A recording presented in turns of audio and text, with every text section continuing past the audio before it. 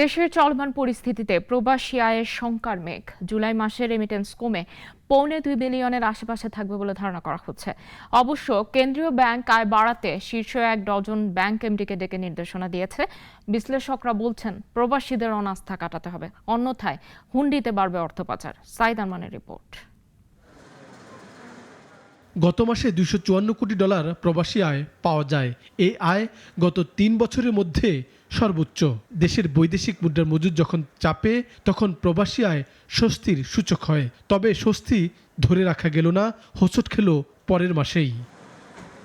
কোটা সংস্কার আন্দোলন ঘিরে কারফিউ, ছুটি, ইন্টারনেট না থাকা ব্যাংক ব্যবস্থাকে এলোমেলো করে দেয়। ব্যাহত হয় রেমিটেন্স সংগ্রহ।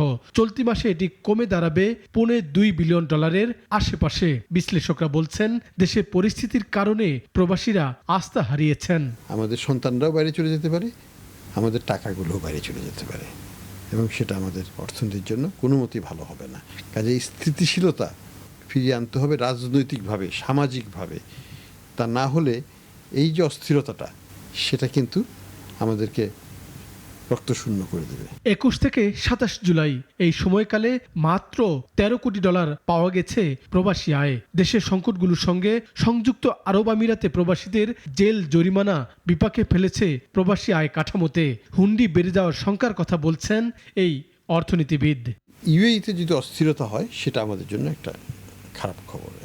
এটার সাথে আরেকটা জিনিস যেটা হচ্ছে, সেটা হচ্ছে যে যদি তারা লোক নেওয়া কমিয়ে দেয় এই আন্দোলন এবং অন্যান্য কারণে, তাহলে কিন্তু আমাদের একটা দীর্ঘস্থায়ী একটা ক্ষতির কারণ হয়ে যায়। প্রবাসী আয়ের পরিস্থিতিতে উদ্বিগ্ন কেন্দ্রীয় ব্যাংকও।